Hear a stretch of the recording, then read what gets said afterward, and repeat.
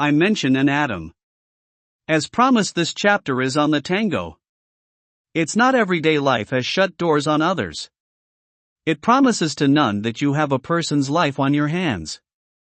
The moral you portray shows who, exactly it is that toy with life. The moral of the story sufficed to the thought of another person being erased. That's to sum up the truth. Never has life lead many lives, no, it's all fruitful endeavor in the end. Mustering up the courage of protecting your loved ones plays an important factor in our day-to-day lives. Possession is not stealing that from somebody dear to you, or they don't matter. Without something someone other can get to, it etches life. Not to sum up the tango, he was. Never has he been wrongly accused, you think? No, not like he that matters. To no one you think again. The possessor is in charge of getting a life sentence. The life was Chris Lundegaard, and at that he wrongly accused that he possess. All in hindsight he did the unthinkable. That's to sum up this passage for you all. That no one's grand endeavor has the life he leads whence they haven't suspected. They have ties that bind souls together in a notch. To sum up everything. But they're not even the go-getter in this day and age. To think Adam committed the unthinkable? All in hindsight, and never waver, to some. Not others. Why, we have nothing to offer but condolence to Adam Garcia and his many acts of heroic. He wants me to have proof of the subconscious. His past life steals you, think? But no, he's a black guy called Nathan Higgins. And love life out of a rut. To copy my name, Craig the Arson. Well, I'm Craig Arson, as I am an anti-superhero. The way we portray, he told me, that's my past life. And you're Craig Arson, a white guy, and that's been proven. The subconscious can help you remember that. That's all he says, you think. I'll stop with that. Listen to his story and you'll know. It's part of a detective agency he's hired to do, Craig, I mean, not Craig the Arson. That's one way we solved the murder of Michael Line.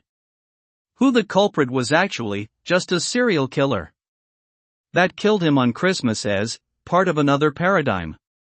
Just like we rehearse to this day. That they say in the subconscious. It's actually not him. Or Rod Craig the Arson's half-brother. That committed the case. He's too old as part of our last life. Not the last one. At that. He's Craig Arson's agency that loves to be a detective and, with dyslexia, too. And it's actually not him. Not to joke around with Adam's court case.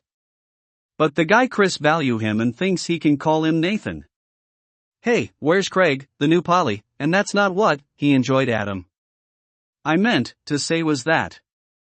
It's actually not what you think. The culprit was over and over again with a new lead.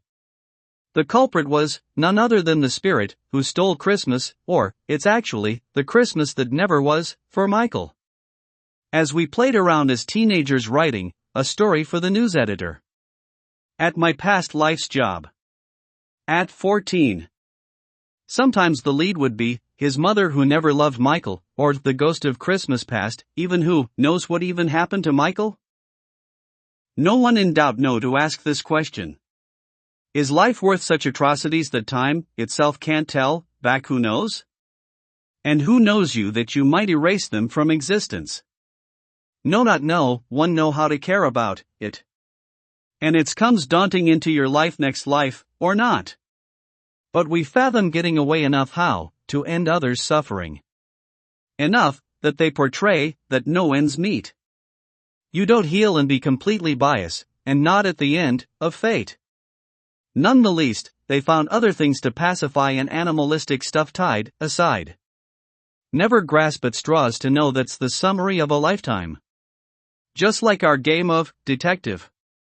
Even at both ends meeting, balancing the weight of some fall to deal enough for the last to already be okay. Not like their view of you even at a cost. To some but none that others portray. Enough not to care about the outcomes. Within bounded borders it said we have the truth, so enlightening to call that was their outcome. Something of value lay to bid upon others' expense long enough to smile at the end. And at the end of it be what can't be fallen or even tipped over at all. Why else has life governed leading to you to off another person? By God's trial am I to witness such calamity and at awe with myself. Not the rest of the world know you and hold you for your petty life, long enough for others, joy of sorrow. There doesn't seem to be a doubt in my head that I would never do that. Or thinks it's cool to off another person. Why, the story has a climatic ending. Who knows if he ever comes out? Adam. I wrote to him in jail knowing our friendship lasted. No one even bonked him with a rock from 9 yards. And they worship how I took the hat. Michael and Adam. From a police officer and outrun him in the last minute. That was years as the old Polly could come back, a different one that's not him. There's jokes that was the other Polly. To remain true to yourself, true to the heart. Not to talk dog cut self to those who knew me. Kind of turned around and it's you've guessed it, the victim. Without condolences I find a witty, far out cry that lingers in the soul. To the touch he came back to hang in the years to come.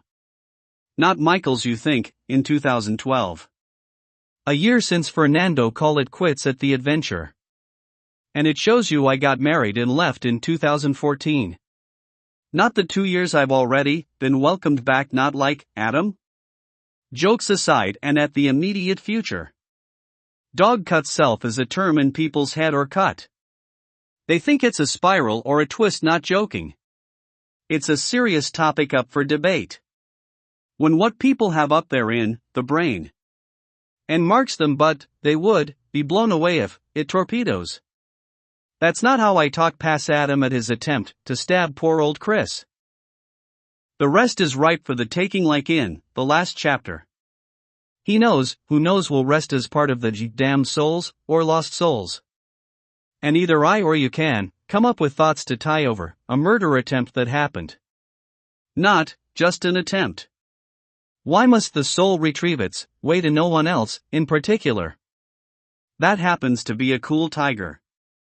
With what Cambodians say, they would not shun a case that happened without murderous intent. Without the hopes of another to call it that at best. Without words of condolence, and that was never the case. Without the life it went for others to appreciate life. The moral act of righteous is the moral we hold to. As I mention Adam, he's doing okay? And makes matter on hand pressing, to say the least. And make life fathomable at best. To make the appetite his own course of freedom. As he so much deserves as our Adam, and make it about him. For now. And the moral stays true as acts of conduct's got him arrested. To treason. To sum things up about his hearing. And make it tangible to his mom without lingering feelings. And I respect their boundaries and make it, Adam stays safe.